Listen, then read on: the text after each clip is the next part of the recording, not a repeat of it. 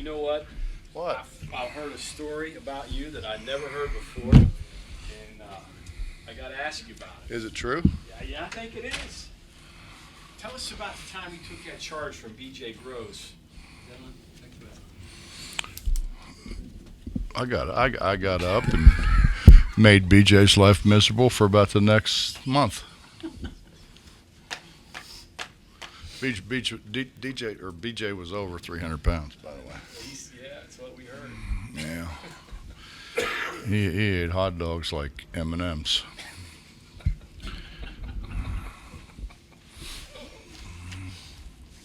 True. Well, I mean, I wouldn't have had a whole lot of effect if DJ tried to run over me. I mean, He mentioned that. He said that. A little bit better mindset now after the TCU game, the way your guys hung in there and beat a good team. we got a long way to go. Well, I think we're all happy to win, and I think we hopefully all understand that we need to continue to win. They made some winning plays in the second half. I think of 2 free throws Jimmy had when it was a 2-point game. I think of the timeout that Eric called when there was a tie up there when you needed the possession. And I think of the one where Muhammad refused to take the alley-oop dunk and kicked it back to run clock. Those were maybe some growth moments there, you think, a little bit? But I think we don't have selfish guys. I mean, we don't.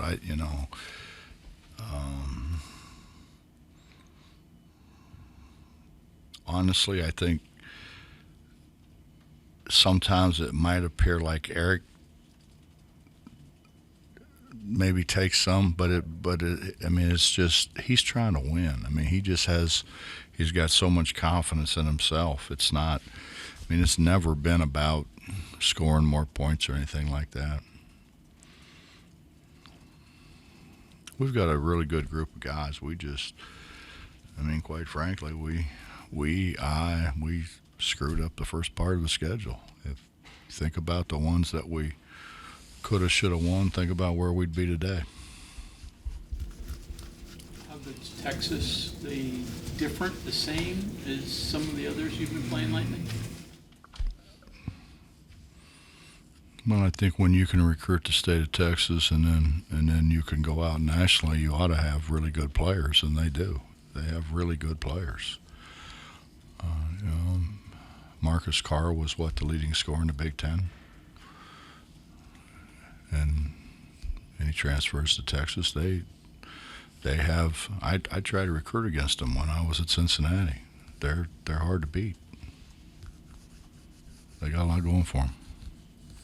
Differently without Chris Beard as head coach, same stuff? Pretty much the same thing. When you say screwed up your early part of your schedule, is that in terms of what you're talking about, players that you played, rotations? No, we just we missed free throws. I mean, we had chances to win games. We missed free throws. We took bad shots. We did a lot of things that I think first year guys do, or guys that aren't comfortable. It's a lot harder than what you think it is, man. When you talk about, we have 2 freshmen, we have really about 2 sophomores that have been in the program. And then you got other guys. I didn't know what to do with the portal guys, to be honest with you, because you're not teaching. You're trying to you're teaching, but you're trying to break down habits that they have accumulated. Some of them over 3-4 stops. So now we're trying to get them to do what we do, what we believe is the right way, and I mean, it takes time. I think we are just now getting to the point where everybody's on the same page.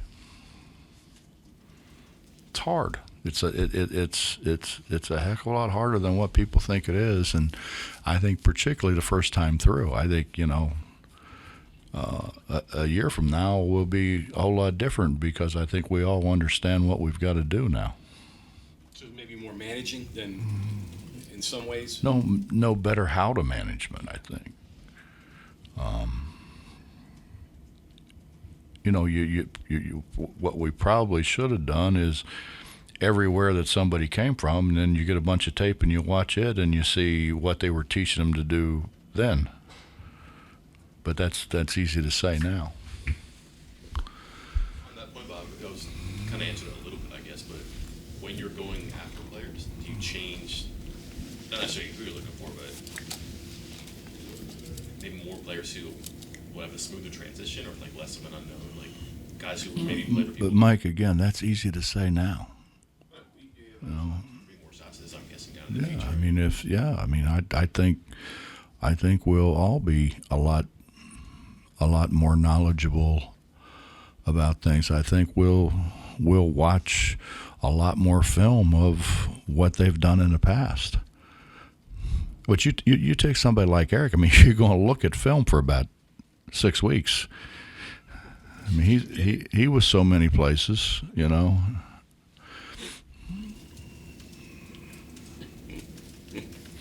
Bob, how do you incorporate Demir this quickly? Do you just throw him in the deep end, or you try to make this a slow transition for him? Because it's mid-season change like this is unusual. I brought DJ in here because I fully believe DJ will do a terrific job recruiting for us. I think I've said multiple times we have not done the job that we needed to do in D.C. When I look back at the guys that Gail had here, I thought he and his staff did a much better job of recruiting D.C. than what we have done. And DeMar gives us somebody who is, I mean, he's a legend in D.C. I mean, he's a guy who come in, everybody knows a lot about. He's wired. I honestly didn't recruit DC hardly at all when I was in Cincinnati. I mean, we went more New York, even recruiting DeMar. That was he was with Max Good. Max Good and I were friends for 15, 20 years before I went in to recruit DJ. And DJ was at a prep school. DJ left DC to go to a prep school. So, but I think DC is someplace we haven't done a very good job with. Skill development-wise, how can he help your current players there? I think they'll listen to him. I think he's a guy who, he's been through a lot. I mean, he was. You think about he was a really good high school player, and he went to prep school, played for Max Good. Max is, I think, extremely well thought of by virtually every coach in America. So he was under Max for a while. He played for us at Cincinnati. He's played various probably 4 or 5, maybe at least 4 or 5 different teams in the NBA. His reputation is outstanding, and the type of person he is, he's a quality guy. So I think and our guys have, the other day, I told you this other day, our guys are stretching, before practice they're stretching, and he was just out there kind of fooling around. So he walks out to the WV at the midcourt and makes like 4 or 5 straight that doesn't even hit the rim. I mean, they're all going like, holy, And we haven't had anybody like that. I could make shots like that. I just didn't have that range. kind of curious on your opinion with DC. You're obviously going to play 15, 16, 17 home games a year. So a kid from DC's family would be close for those games. Also, but playing in a conference that's more Midwestern, very non-traditional for a DC kid, the importance of getting more of a presence from DC, I'm wondering, I guess. That's all changing. That's all getting ready to change. We're bringing Cincinnati in. We're bringing South Florida in. We're bringing people in the West in. I mean, that's all changed, Justin. This league is not a almost solely a Midwestern league anymore. So it's totally different, 100% different. But I would think it would be attractive for people in DC. We're going to be the closest. If you think about it, we're the closest people to the East Coast now. So be it New York, be it Jersey, be it Philadelphia, be it DC. I mean, we're the closest. It ought to help us, I would think. Heard your predecessors in football and basketball say all the time, we do what we can with what we can get. Does that still apply today? Do the best we can with what we can get? I don't think so. No.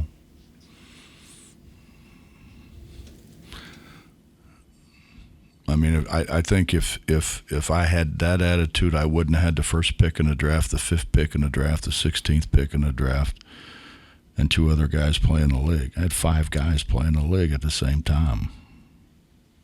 I certainly wouldn't. That wouldn't have happened if I would have just said, "Hey, I'll just get who I can get." Do what I can with what I can get. Whatever. Yeah. Doesn't matter. I mean, it's. We got to go recruit the best guys we can recruit. I was with Coach Miller last night when we did a radio show, and he was talking about going in and recruiting Sidney Green. He sent me in to recruit Sidney Green. He sent me in to see what's his name, Freddie, the guy that threw the ball away at the end of the Freddie Brown. Yeah. I mean, I was in, and I really had never been in New York recruit. I mean, I went in maybe once when I was here with somebody, but he said, "Hey, go see this." I did. I went and saw Isaiah Thomas. I went and saw John Paxson, and I did whatever he said to do. I did, or whatever Chuck said to do. I did. I don't know why we can't go recruit those people. When I went to Cincinnati, they said, you can't recruit those guys. Your base is Ohio. Well, Kenyon wasn't from Ohio. DJ wasn't from Ohio. Pete wasn't from Ohio. Jermaine was. Logan was. Satterfield was from New York. Fortson was from Pittsburgh. Aliquippa, actually. Just curious what your thoughts were on that. And you don't get them unless you try. I know that. A year ago, Texas was teams didn't score on them. I mean, they were tough to score on. They didn't score a lot of points either. A year later, and I understand the coaching changed, things have changed, but now they're scoring a ton of points. It seems like the philosophy has completely changed over the course of a year. I'm just kind of wondering, is that because of the guys they've had gotten better? Is it just a change of philosophy? Just what are you seeing from one year to the next? I think anytime there's a coaching change, there's a change of philosophy. I thought Shaka did a terrific job, but I think Shaka wanted his guys to guard, but I don't know why you can't do both. I mean, maybe if you defend really well, maybe you're not going to have near as many possessions just because because of that you're going to eat more clock. But I don't know why you can't do that. Are they better offensively, though, than they were last year? I tell you, they can make shots. They can really make shots. So, got to guard them. We got to do a better job guarding. But I thought we did a pretty good job guarding the other night. You know, if we guard the way we guarded the other night, makes it a lot harder to score. They've always been talented. I mean, they've always had guys who could make shots. I don't ever remember a Texas team that wasn't really, really talented. But how could it not be with the area they have to recruit? Going back to Wednesday, surprised me. What do I know? But Keith guarded Ball. You just figure point guard on point guard. I kind of figured you'd probably see Johnson on Miles. You put Emmett on Miles too. Just a little twist, but it was effective. I'm guessing that has to do with maybe your impression of the defense the other night. But just that decision, what that did for you. Well, Keedy wanted to guard him, and I said to Keedy, I don't. That's not in our best interest. I mean, right now it's not in our best interest. I think we need length. But then again, Mike, we were thinking about trapping them, and now you think about, you know, they're gonna obviously they're gonna ball screen with a big. So you got big on one side of the ball screen, you got a 6'7" long guy on the other side. It's hard to see. It's hard to find people. You're outnumbered. Anytime you double team, you're obviously outnumbered. So I wanted to put as much length on him as I possibly could. And at the same time, you've got a guy who probably anticipates better than anybody else on our team and is probably as quick to the ball as anybody else on our team. So how many balls did he run through? Well, it was, in my mind, the right thing to do, and I think it turned out being the right thing to do. Some of the familiarity issues that seem like they're sorting themselves out defensively and rotating, maybe especially in situations like that, is that something you've seen progress? I think we're better. We're not where we need to be yet, but I think we're better. Coach, Trey obviously was at Texas last year. Do you feel inclined, or is there a reason to, sit him down, talk to him for a few minutes, just find out where his head's at, or is that something that...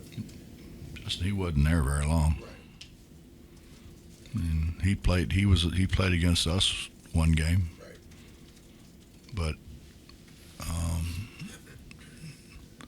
I think Trey said it best. Trey said he's never been more comfortable. If he had known that West Virginia was as good a place as it is, and people were as nice and kind as what people are here, he would have been here from the beginning.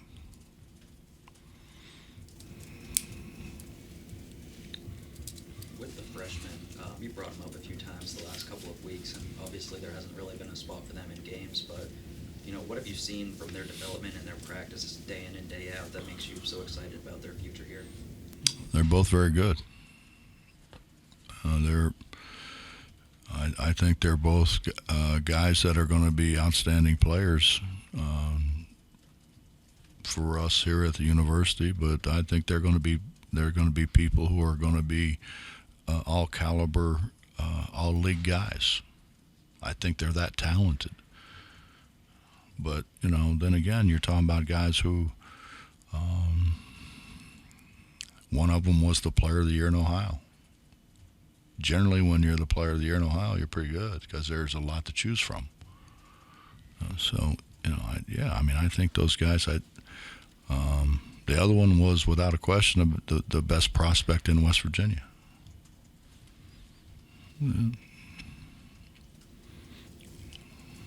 They had to do something right. Some coaches, when they get a national player of the year like DJ was, came into you, would baby him, possibly.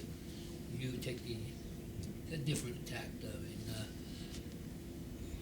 what does it go into handling a personality that that's used to being told you're very good? Bob, think about this. I mean, I think if DJ would have came in with the wrong attitude, Kenyon would have knocked it out of him really quick. And not just Ken. Pete Michael was the National Junior College Player of the Year by a landslide. And I mean, Pete went on and played out how many years in the NBA as well. Pete was a tough dude. And, you know, Logan's not soft. I mean, he's not very big, but he's not soft. I mean, I had guys that Jermaine Tate, big, strong guy now, 6'8", 6'9", whatever he was, probably every bit of 240, 250. I mean, we had guys. I mean, DJ says BJ. I mean, BJ was a big guy, and BJ was recruited by virtually everybody. You know, it's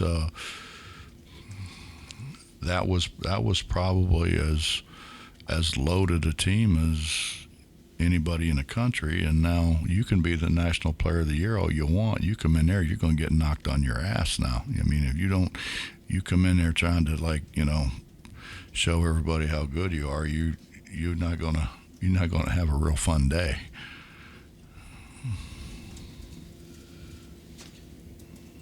Who's on the main Central team? Probably, I can't remember.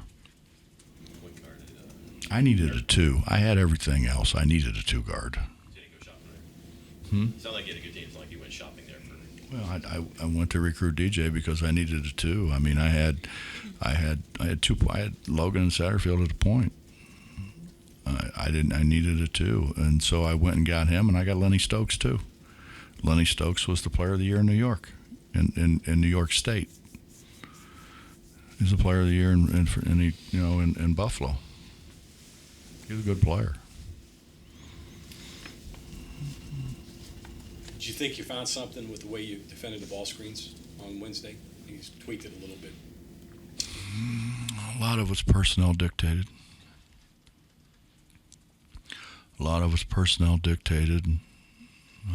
How they're going to play. It worked out for you Wednesday. You liked the way you switched? Yeah, for the most part. You think, going back to that game, making it a 5-on-5 game and not letting them get out, particularly in the first half, was that one of the reasons why you got that 18-point lead? Forced them to score in the half court 5-on-5? You know, Jamie could address that a whole lot better than I could, because I don't know what they were thinking. Our deal was we can't give them transition points, and if you look at what they had done prior coming in, they just annihilated people with transition points. And, you know, so what do? Do you send one guy to rebound and run 4 guys back? Or, you know, I think that's the way I look at it, a little cowardly. So I think our thing was, let's go rebound it, man. Let them run out. If they want to run out, let's go rebound it. We got numbers. We got rebounding numbers then. And if you go back and look at it, we kept possession of the ball because we rebounded the ball. We didn't give them a 1 and out. Is that going to apply a little bit Saturday too with these guys? I'd just as soon have them guessing right now than having it printed and put all over the media. Right. Not a they've got some size, but not a typical Texas team that has, you know, some of the bigs that you think of in the past. Depends on if you consider Timmy Allen a big or not. because Timmy Allen is very, very good and very, very skilled, and he's a terrific rebounder. He reminds me of Coach Miller's teams when he had Jerry Francis. I don't know if you remember Jerry Francis, but Jerry was a 6'5" guy who, big, strong body, could rebound it, but almost had guard skills. So you put a 6, 8, or 9, or 10 guy on them, they had a hard time staying in front of them. I think that's what Timmy Allen is. I don't think you can throw size at him and it's going to bother him as much as it would some other people. Try to recruit him at all, Kim? Who? Because of his brother? Talk to him at all? No. That ship went through, Yeah, Teddy was. I mean, I like Teddy kind of, but there's a limit to everything.